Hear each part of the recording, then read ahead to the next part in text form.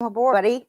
Welcome aboard. This is Saturday Baseball, and it's very nice to have you in the chat room this early on a Saturday morning, 9 a.m. to be exact.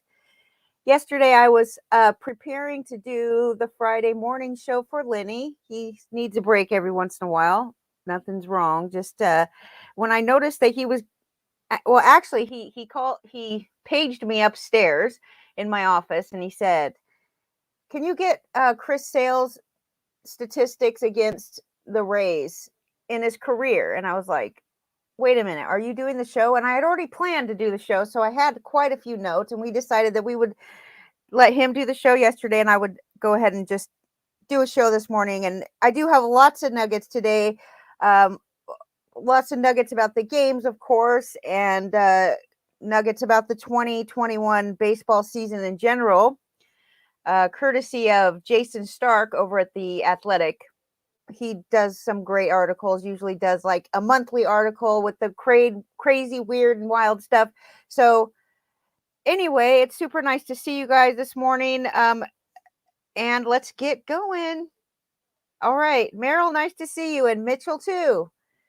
Hope you guys are in your man caves this morning. So, all right, so entering yesterday, we're going to talk about the White Sox and the Houston Astros. They did lose. The White Sox lost yesterday. So entering yesterday, Tony La Russa, age 77, and Dusty Baker, age 72, were the first managers 70 years of age or older to face off in the postseason. They were 104 and 104 against each other in regular season matchups. Baker prevailed. They actually had one other matchup in the postseason when his Giants defeated La Russa's Cardinals in the 2002 National League Championship Series. So that was 4-1. So Baker once again prevails yesterday. Now the record between the two of them is Baker 105, La Russa 104. So they were actually teammates in 1971, okay, for the Atlanta Braves. And La Russa then after that was Baker's manager in the 1986 season for the Oakland Athletics.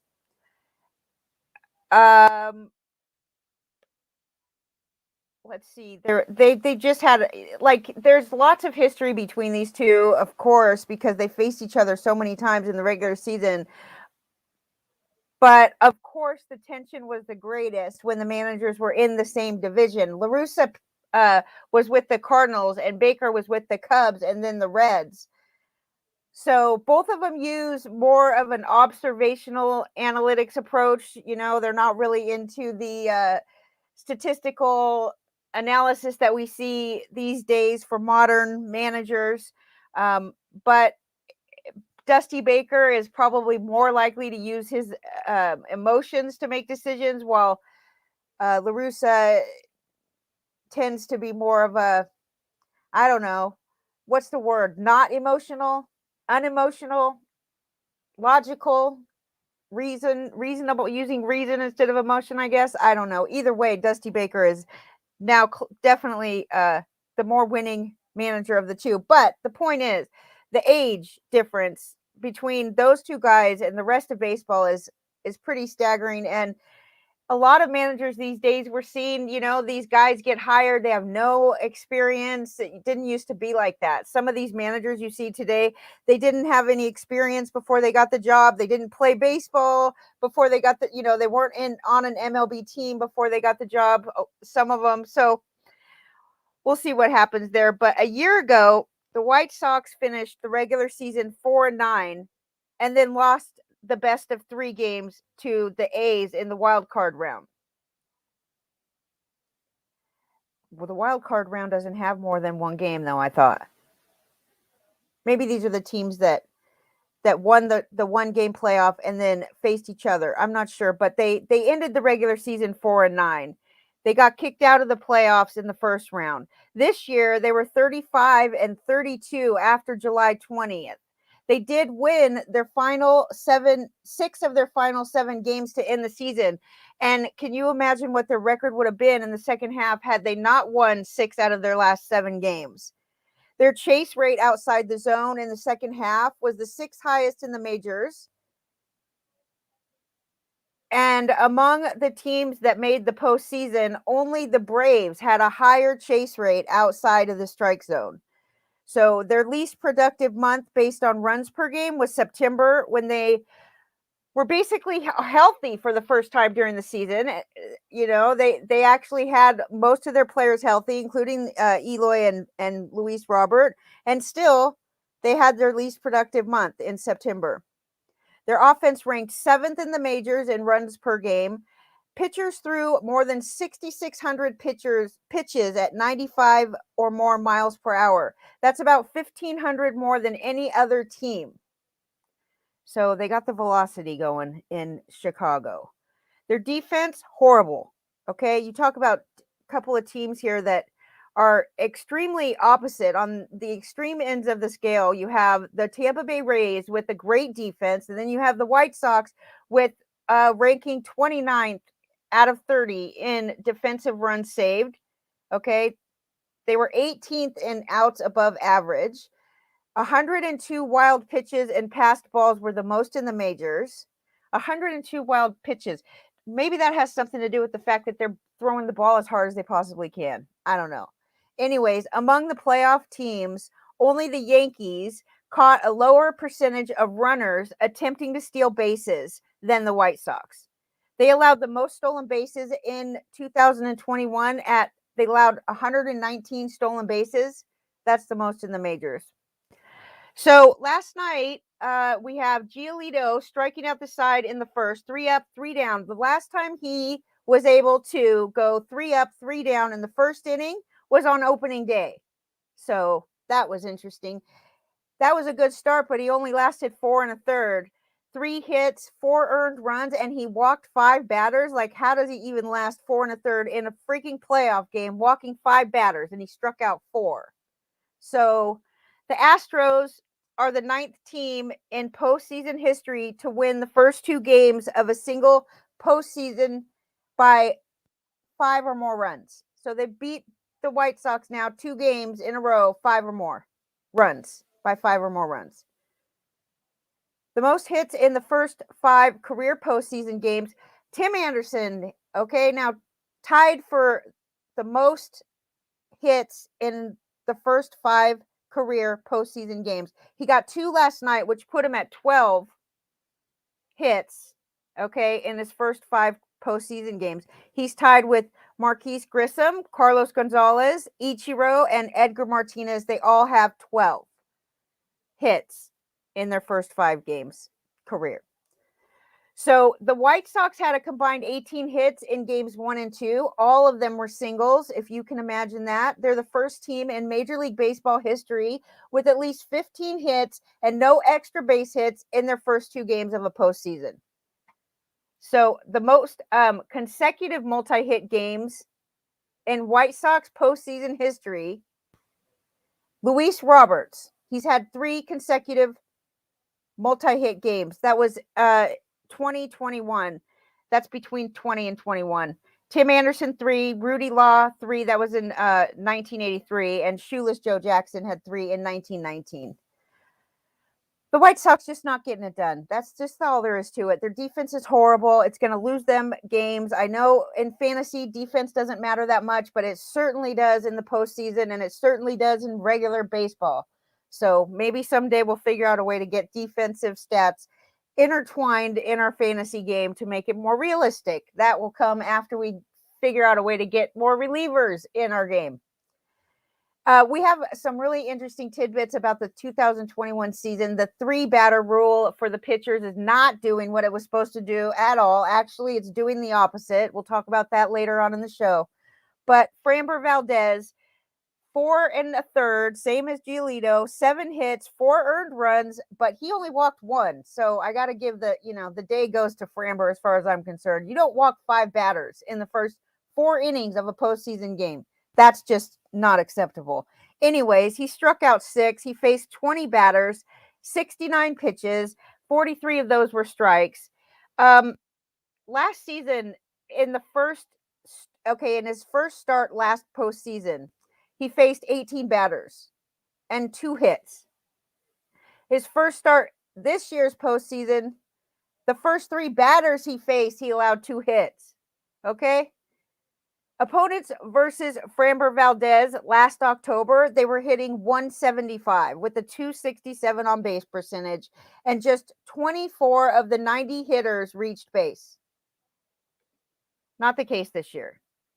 4 earned runs yesterday.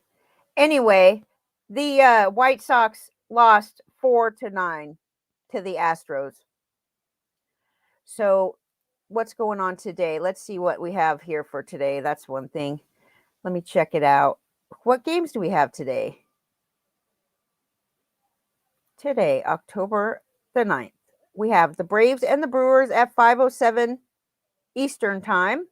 You'll see Max Fried against Brandon Woodruff. And then you have the Dodgers and Giants again. It's Gausman against Urias. So that'll be good. So let's talk about the Dodgers and the Giants game.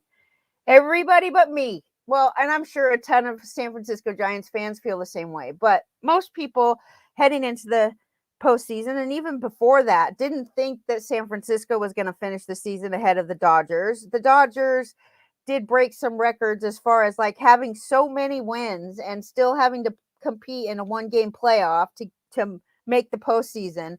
The Giants, they shut out the Dodgers yesterday. The Giants actually are the 17th team in history, well, since 1900, to finish the season with 107 or more games in a season that had at least 154 games in it. There was 8 of them that did that before 1969, that's when division play started. Those 8 went straight to the World Series. So I don't know. I think that, not based on that fact, but the 2021 Giants, they have a good shot of winning everything. Just like they finished the season with the best record in baseball. They ranked first in the majors in bullpen ERA and third in rotation ERA. Between these two teams, the Giants and the Dodgers, they had 213 combined regular season wins. That's the most in any postseason series in history. Of course, the Giants are without Brandon Belt, who broke his thumb on September 26th. Didn't stop him yesterday, though, okay? Now, entering the season, the regular season, the Dodgers had, like, we were all saying the Dodgers have too many starting pitchers. Like, they had 3 starting pitchers in their bullpen to start the season. That's how deep their rotation went. Now there's only 2. 2 of their starting rotation are still standing, okay? Their bullpen is super deep still. They held opponents to a 626 OPS. That's 23 points better than the next best team, which was the Giants, by the way. Closer, Kenley Jansen, he was 16 for 16 in save opportunities with a .65 ERA in his final 27 games of the regular season. Blake Treinen faced 1 through 4 hitters in more than 60% of his plate appearances and still held opponents to 512 OPS. And you could kind of go on and on with the Dodgers and their bullpen. So they just have performed very well this regular season. Let's see. We have the Dodgers. So they finished the season. Check this out. They finished the season 43-16 over their final 59 games of the season. They tied their team record with 106 wins. That was 1 game short of their 9th straight division title. So they were going to win the division title for the 9th straight season. They didn't make it by 1 game, but they did excellent to end the season. And, Kershaw is probably not going to pitch. He's suffering newer problems with his forearm, elbow area. And so that happened on last Friday. But Max Muncy, he could have been he remains out with elbow injuries and no timetable for return. They could have really used him last night because there was some situations where it's like it would have been a perfect opportunity to turn to Muncy, but alas, he was not available. For San Francisco, you have Lamont Wade, who was acquired in February from the Twins for a pitcher named Sean Anderson. He's had 6 game-tying or go-ahead hits in the 9th inning, the most of any player in the last 40 years. That was heading into the postseason. He only hit 260 and 247 in his first 2 years in college. And even after he was pretty good his junior year, he was really a 9th round pick for the Twins. When the article that I read, they talked to his college coach, right? His college, the guy that was coaching him in college. Seriously, they did not even, he was a pitcher. So what happened was this season that this coach was talking about, they had only one first baseman, and their first baseman was kind of banged up. So the coach went to Lamont Wade and said, "Hey, have you ever played first base?" And Lamont Wade said, "Yeah, I played a little bit in high school." So the manager put him at first base. They needed him. So the coach said he was by far the best college defensive first baseman that he had ever seen. So going into his junior year, he was playing for Brewster in Cape Cod League. Brewster was not very good that year. So this is the story that the coach is telling the writer about. He says it's getting late in the summer and a lot of those guys are leaving to go home right around the beginning of August. Well, they're short one day and they put him at shortstop. He's a lefty, okay? Even though he's a lefty, they put him at shortstop. So around the 4th or 5th inning, the base umpire says, "You know what? I just realized that you're left-handed," because apparently he was making it look super easy.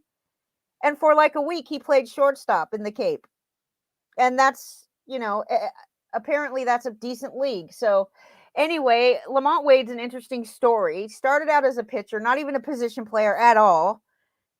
Goes there just because they needed a body at first base. And turns out to be excellent defensive player. Still didn't get drafted until the 9th round by the Twins and got traded in February. Anyway, moving on. The Dodgers and the Giants, they played 2,535 regular season games against each other, and they met for the first time in the postseason this year. So since 2000, the Giants were 15-3 in postseason game 1. That's an .833 average or record, .833. 83% they won.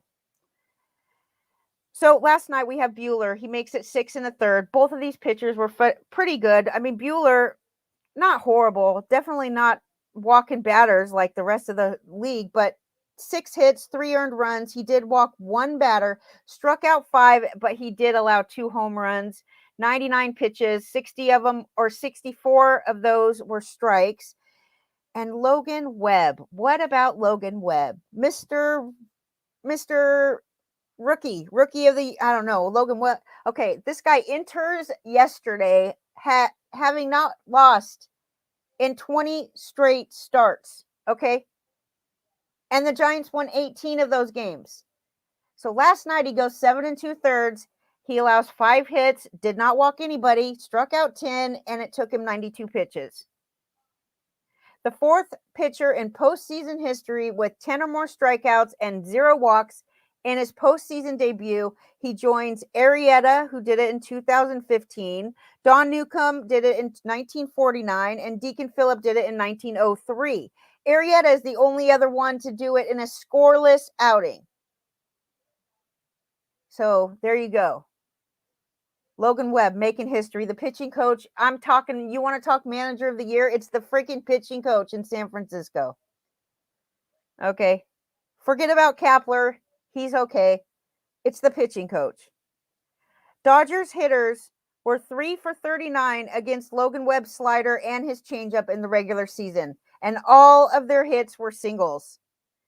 Last night, he induced 21 swings and misses. That ties his career high from September 2nd, tied for the most swings and misses by any pitcher in an outing against the Dodgers since the start of last season.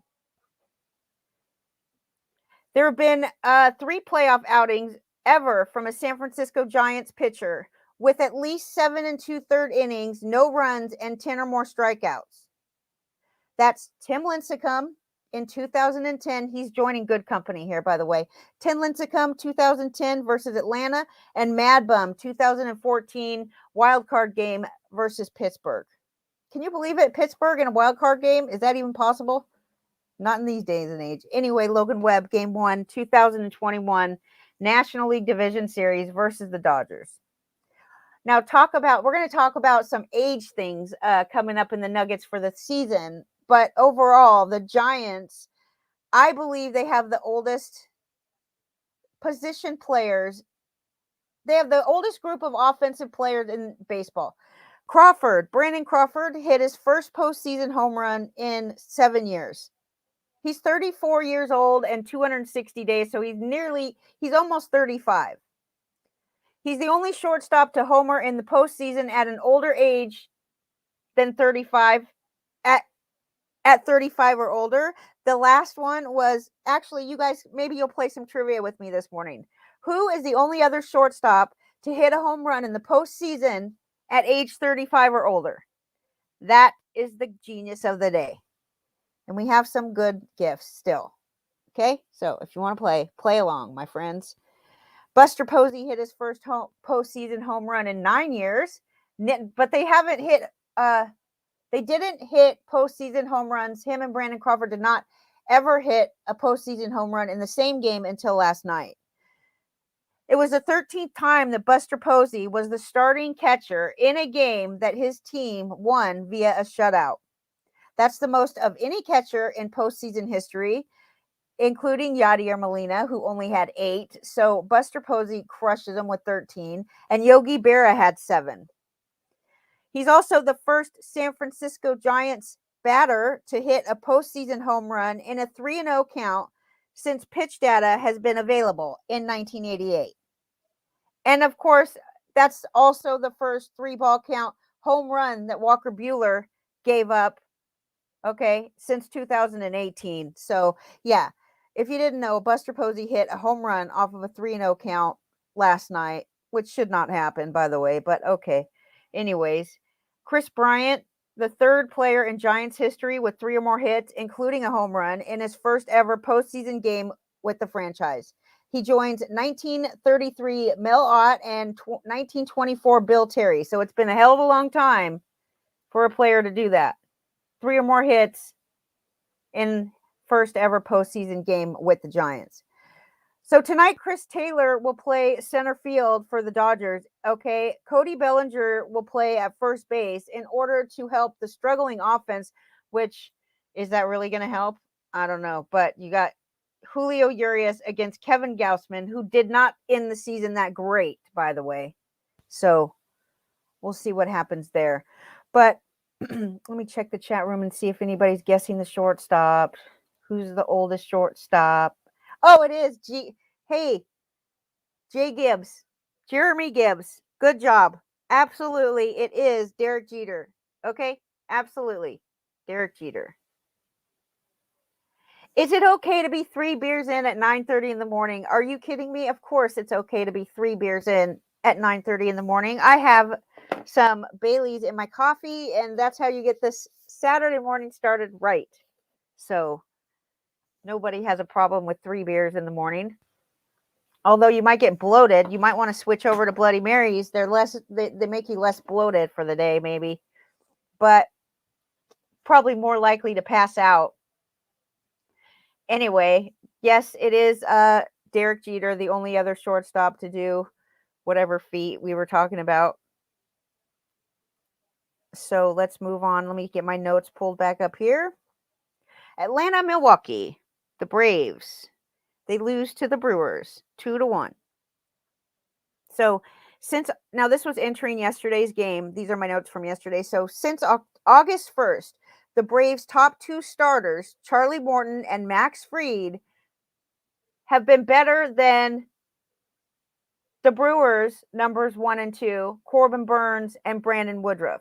Seriously, those 2 pitchers were better than Corbin Burnes and Brandon Woodruff since August 1st. And that kind of showed through last night, actually. I mean, Burns did okay, not horrible, but the Braves offense ranked first in the National League in runs per game after the All-Star break.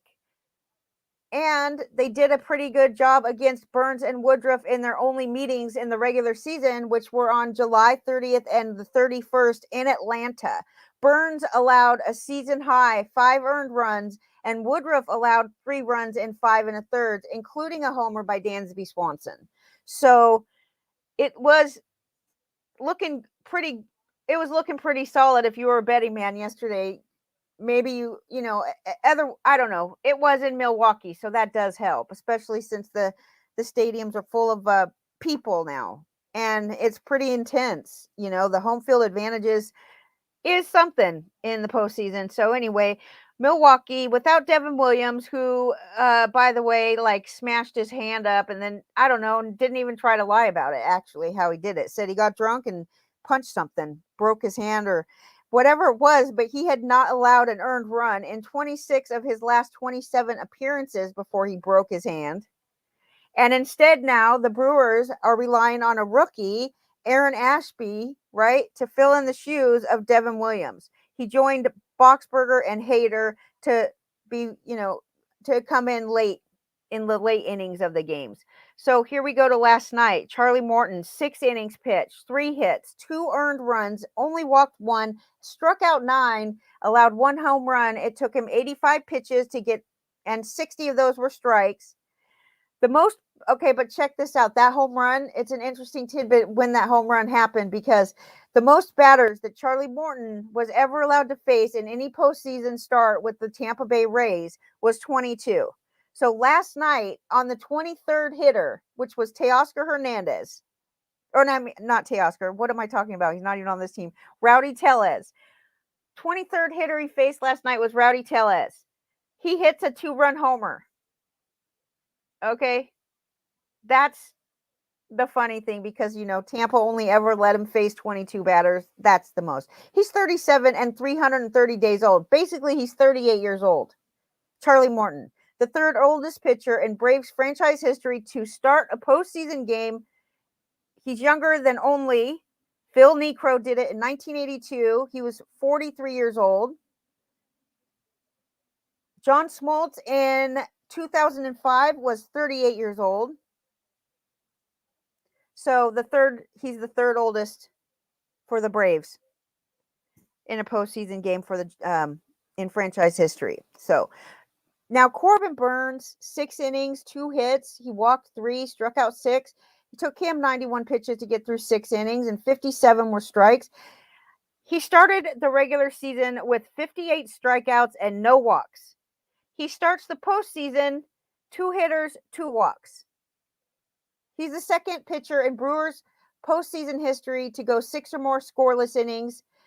Okay, the 2nd pitcher in Brewers postseason history to go 6 or more scoreless innings. The last guy that did it, the only other guy that did it, was Mike Caldwell in the 1982 World Series Game 1. Jock Peterson, home run last night. He's the first Braves batter to hit a postseason home run in Milwaukee since they were the home team. Now we're going to talk now. They don't play tonight. Yes, they do. They play tonight. Max Fried against Brandon Woodruff. That should be very good. That comes on at 5:07 Eastern time. The record is the Brewers 1, the Braves none.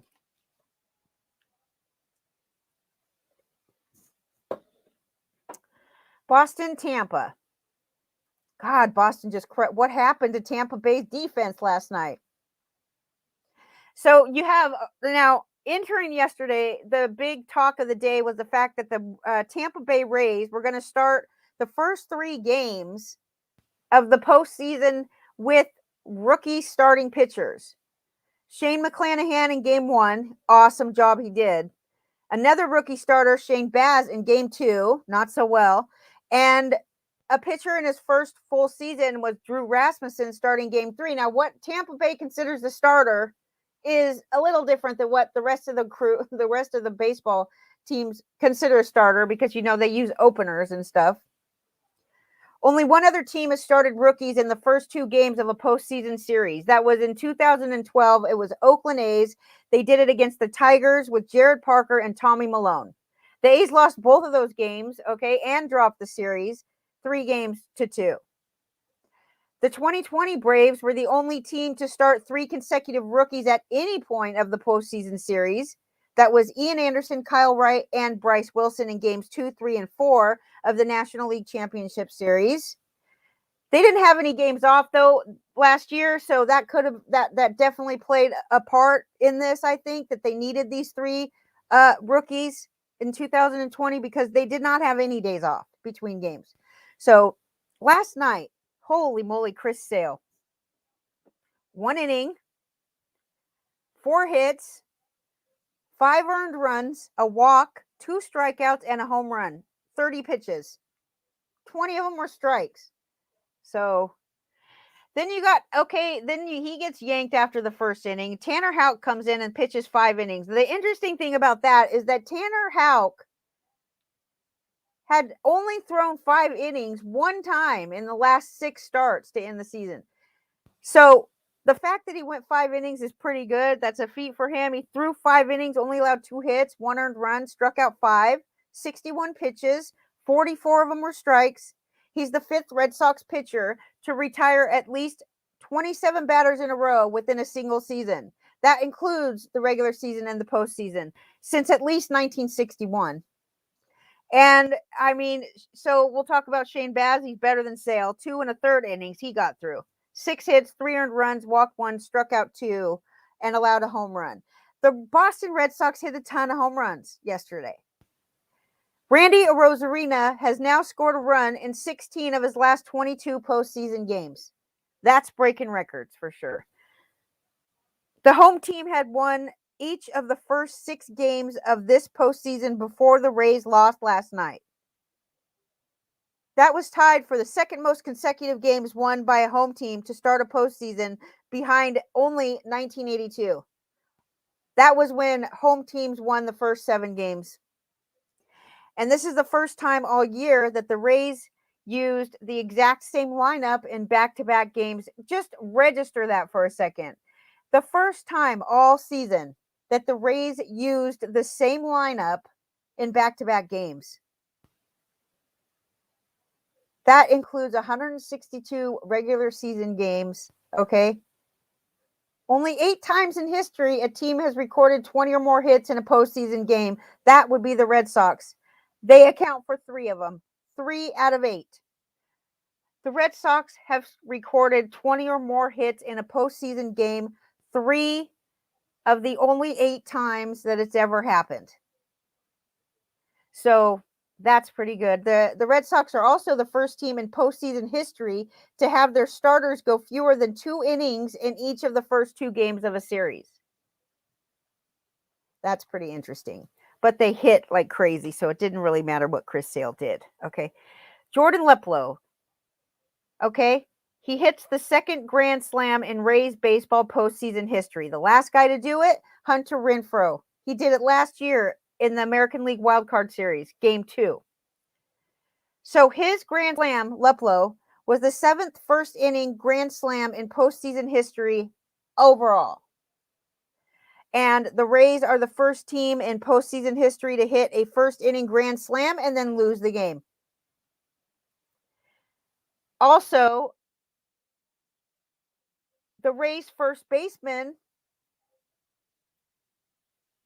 Jordan Luplow, and Rays first baseman Ji-Man Choi both hit home runs. It's the first time that a pair of first basemen on the same team both hit a home run in the same postseason game.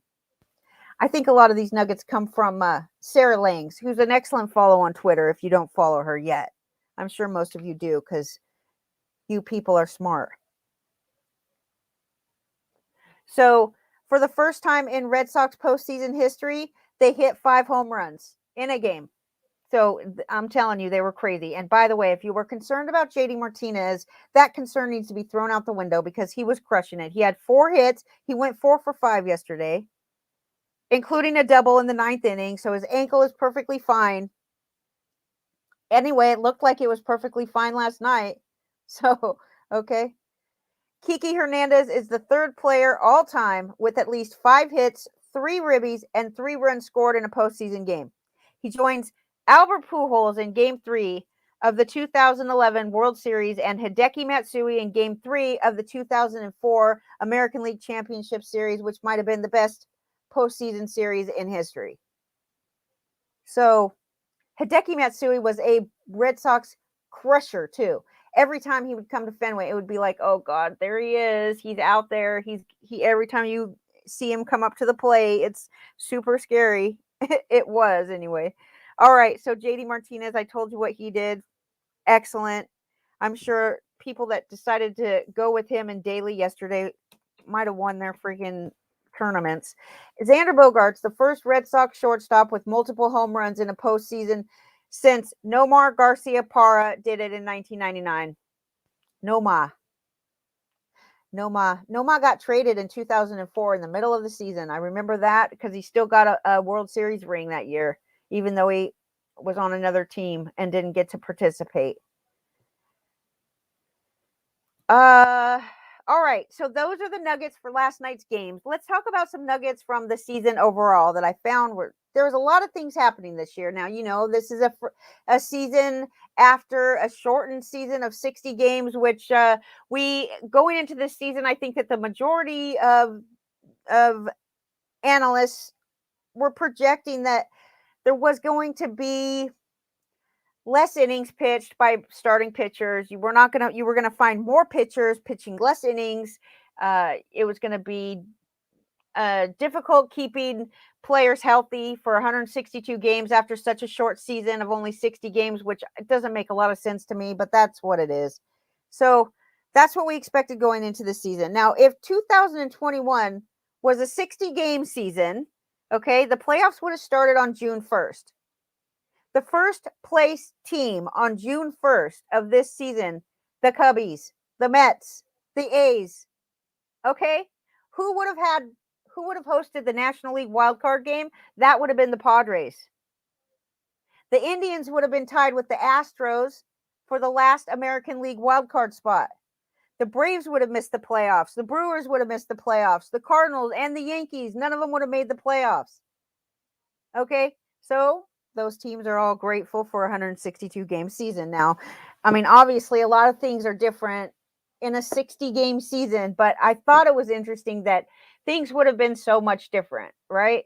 The injuries this year, we all knew the injuries were crazy. I thought it was just my team for the first couple of months, but turns out it wasn't just my team getting injured.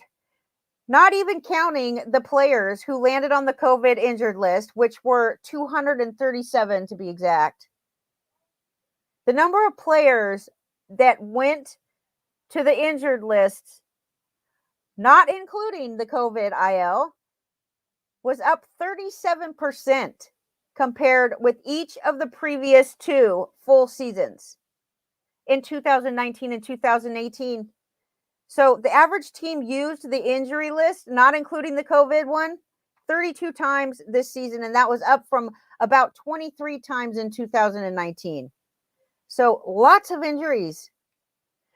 Heading into the final weekend of the regular season, 216 different players had made multiple visits to the non-COVID-19 IL in the regular season. Crazy. 216 different players made multiple visits to the IL. That's more than 7 per team. In the last full season, which was 2019, it was just 131 players visiting the injured list more than once. That was about 4 per team on average. So on July 22nd, 295 different players were on the injured list at the same time, not including the COVID one.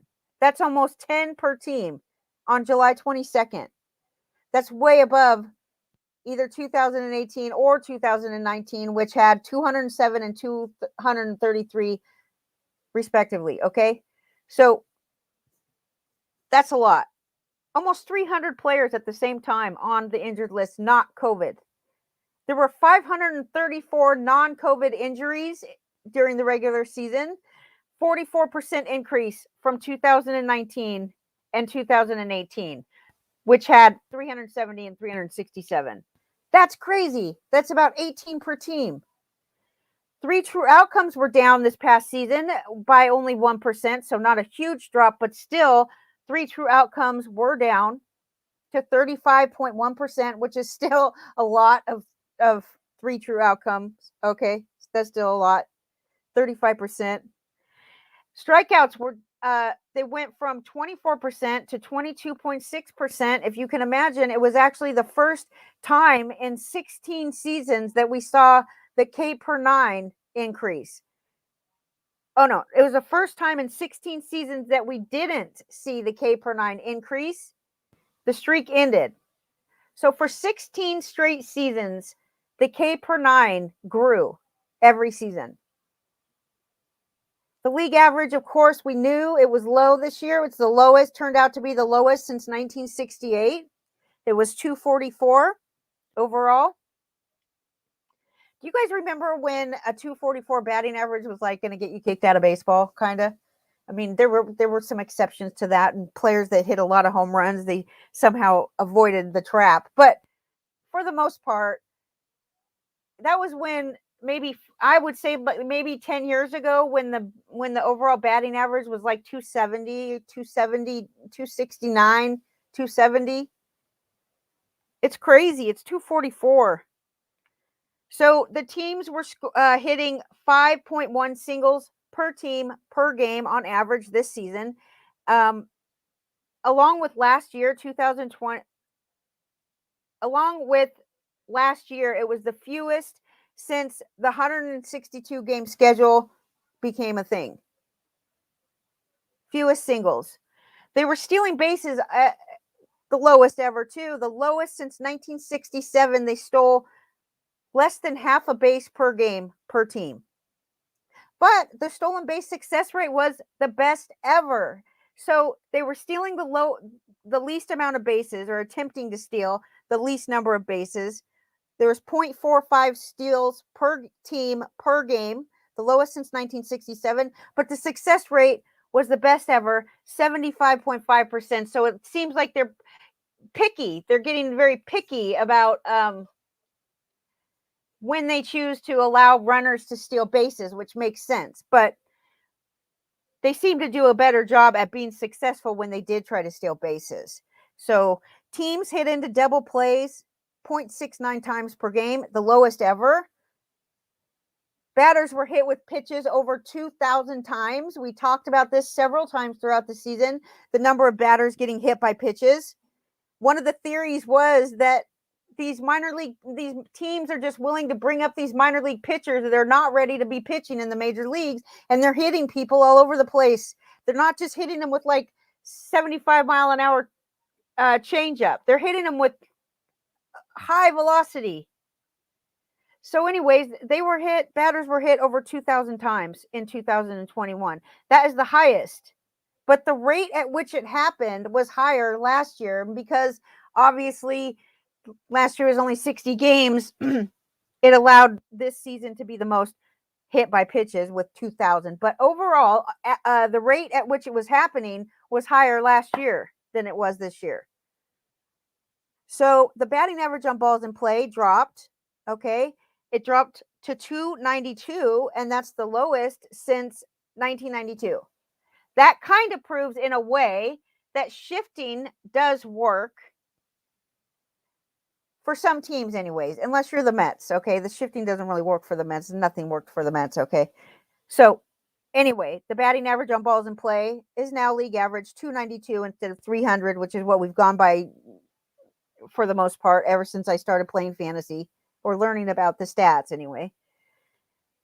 Errors per game. I felt like the errors were up, but I'm not really sure. The teams made about a half an error per game.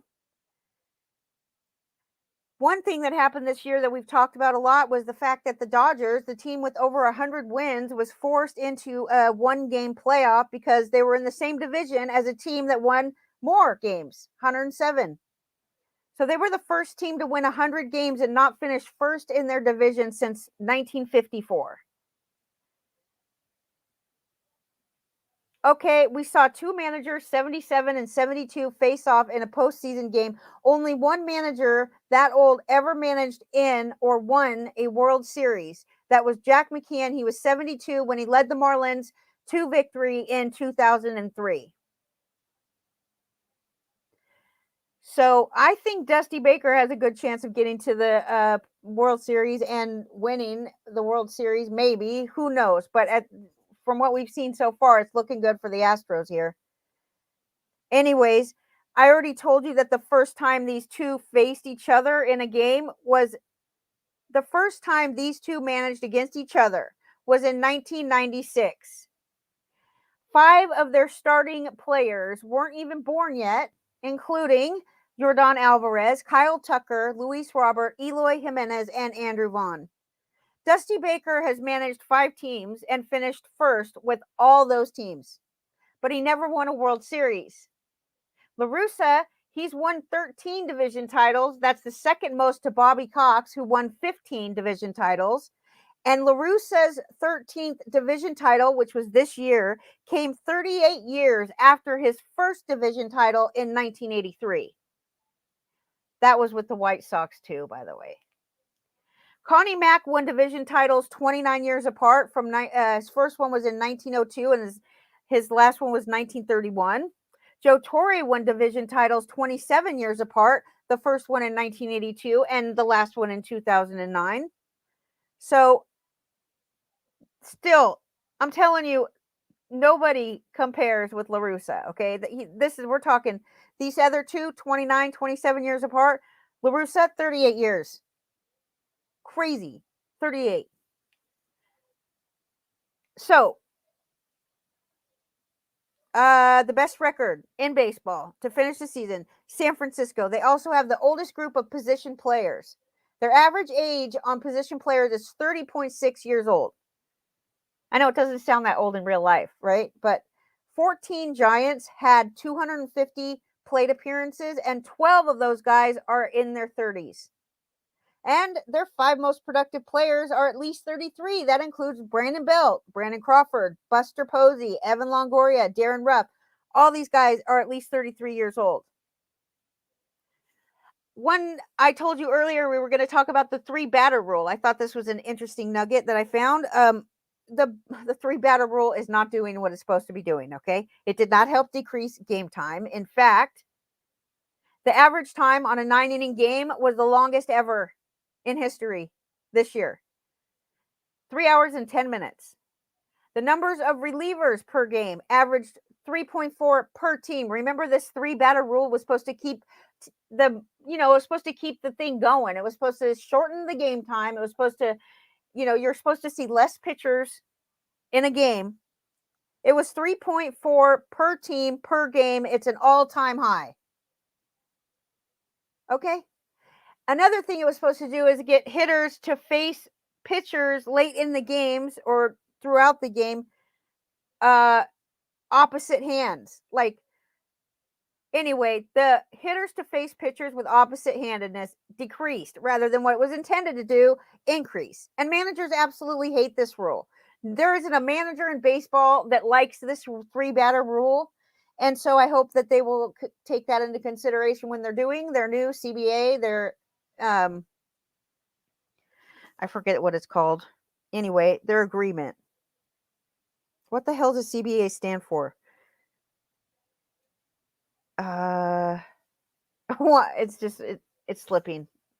I have short-term memory loss, so that's how it is. All right. Anyways, 20 years ago, there were 560 pitchers who appeared.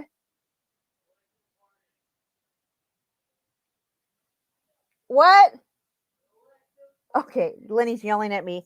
He's yelling the answer. It's collective bargaining agreement. Yes, thank you, Leonard. Okay, so the number of pitchers to appear in a game in 20 years ago, right? 560. 10 years ago, that was up to 642 pitchers to appear in a game throughout the season. Guess how many pitchers appeared in a game in 2021? 846 pitchers. There were actually 5 teams in baseball that used 40 or more pitchers this season. Can you believe it? 5 teams used 40 or more pitchers in a game this season. Only 2 teams in history ever used that many pitchers in a season. Only 2 teams in history, and this year 5 teams did it. The Orioles, the Mets, the Diamondbacks, the Rays, and the Angels. The Rays obviously are not that surprising, okay?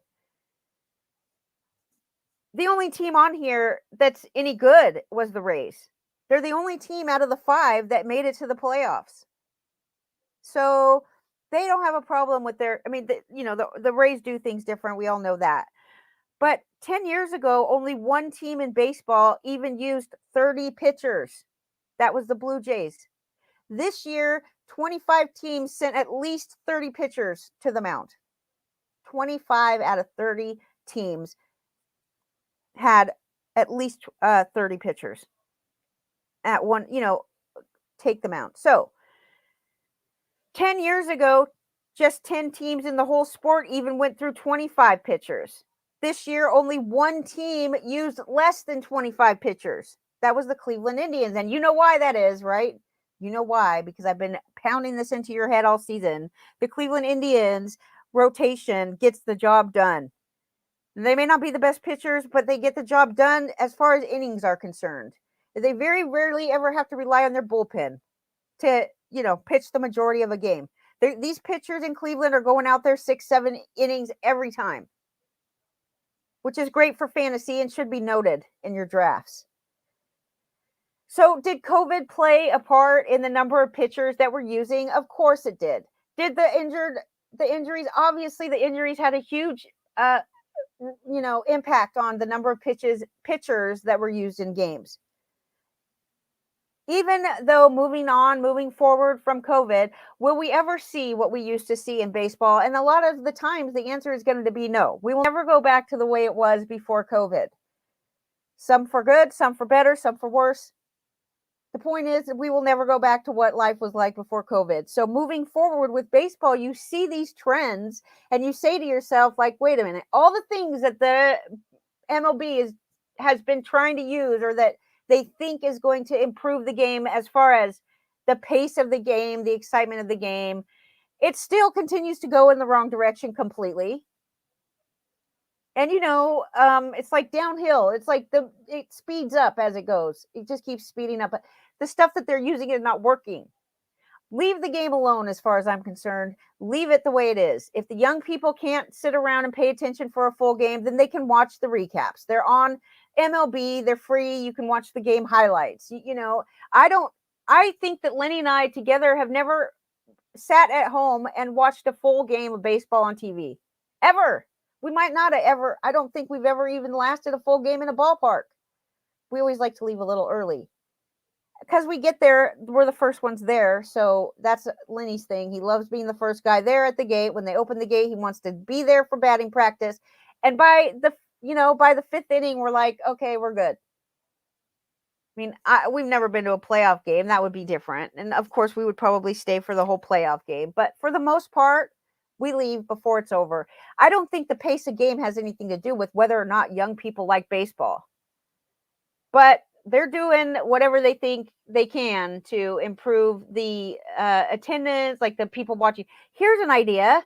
How about you fill all those empty seats at games by giving tickets to veterans and their families, to military people that are putting their life on the line for our freedoms? Why don't we give tickets to these people? To take your family to a game nowadays, it costs over $100 for 4 tickets. And we're talking nosebleed tickets. We're not talking like good seats. We're talking about if you want to sit in the 3rd level with a family of 4, it's going to cost you $100, no doubt.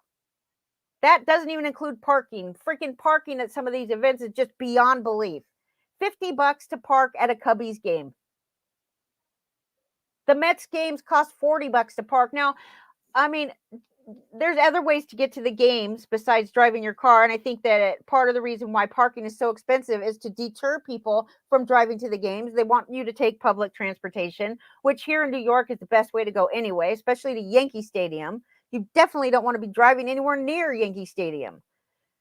So Citi Field is much easier to get to in a car, but it's still going to cost you $40 to park your car. So my point is, don't you think it would be a nice thing to do for MLB to think about the military people when they don't even bother celebrating the military anymore in baseball? And that's just in my personal opinion, it's an absolute horrible way to be. So, you know, these all these empty seats during regular season games, even especially at Yankee Stadium, you got like these tickets are so expensive to go to Yankee Stadium, even if they stink, that you can't afford to buy a beer. A beer is like 32 bucks. So basically, if you're 3 beers in, you've already spent like 60 bucks on beer. So, like, why aren't we, I can't think of a better family day than to go to a baseball game with your family, to take your young children to a game, to have like that family time that you get to spend together. And if you start these kids early on baseball, that's what really creates fans. From the minute that they're born, you start telling them that they love baseball, taking them to games. The first game they go to, that will be their favorite team. So be very picky about which game you take your kid to their first game. That's going to be their team probably forever. It's usually the first game that they actually attend in person. Now, when Mark, which is Lenny's son, he's 22 now, but when he was a little boy, Lenny would take him to the Mets games, and he would get him a hat for both of the teams, the visiting team and the Mets. Okay. And then Mark would, at batting practice, he would have his Mets hat on when the Mets were out there doing batting practice, and he would get his autographs from the Mets players. And then when the other team would come out, the visiting team would come out and do their batting practice, then Mark would put that hat on and he would go down and get more autographs. And he was ready to go home by like the second or third inning so he could show his mother what he got. And it was exciting for him. I mean, he's not a huge baseball fan, but my point is, more families should be able to afford to take their family to a game, to take their young kids. And if you want to create fans, if you want to have more fans, then you need to make it an option to take your kids to a game affordably. A lot of ballparks that aren't that expensive, like Lenny and I've been to a lot of ballparks. Some of the best ballparks are the ones that don't have very great teams. Like in Arizona is the first one that comes to mind. They have like an all you can eat section, right? So you get to sit in an all you can eat section with your family. That's a flat set price. You get hot dogs, popcorn, and all kinds of whatever you want to eat for the first, 5 innings of the game or whatever it is. The first few innings of the game, you get all you can eat. And this makes it affordable to bring families. They're like 35 bucks a ticket. Still it's 100 bucks. Other teams that they do promotions, and they do like family day where you can get like 4 hot dogs and stuff for a certain price, but they don't do these things enough in my opinion. And if they want more fans, that's how they should do it. Start getting these fans ready for their lifelong MLB fandom. That's what I think. So, let's see, what else do we got? A Rosarina. I had some other notes here that were from yesterday, but they still might be relevant, even though I've done exactly an hour, and that's beautiful timing. I did want to bring up a Rosarina and how good he is to watch. The fans, I think this might have been the first time I ever saw Tampa Bay fans so crowded. I did not think that they were selling out even when they make it to the postseason. However, Tampa Bay now has won their division 2 years in a row, and this is not an easy division to win, as everybody knows. A Rosarina was on fire last October. That's why we entered this season loving a Rosarina, and a lot of us were thinking, uh-oh, watch out. This is total recency bias setting in, because in October, something happens. A Rosarina, okay, he scored in the first inning of the first game, and he got on base because of a leadoff walk. So he starts the game off with a walk. He hits a home run in the 5th inning. He stole home in the 7th inning. Now, this is before last night's game, but he was the first player to homer and steal home in the same postseason game. Last October, he hit 10 home runs in 18 postseason games, 29 postseason hits, and he won the American League Championship Series MVP award. Now he's out of control, but I will tell you what he says it is. It's his cowboy boots. He wears cowboy boots. So Okay, he wears cowboy boots before the game, the same boots that he wore before his first postseason game against the Yankees last season. And he hit a home run that day. So ever since then, before the postseason games, he wears his cowboy boots. And you could see pictures of this on Twitter and stuff, Instagram or whatever he does. But that's the secret. Just like the Giants' secret to winning day games is donuts. It's their thing that they do as a team. And I'm rooting for the Giants to win big time. I really think that this is a fabulous series. Two of these two teams with the best records in baseball really do deserve to be where they are. The Giants are getting it done with old guys. We'll see if they last. I mean, we didn't think they were going to last to make it as the most winning team in baseball.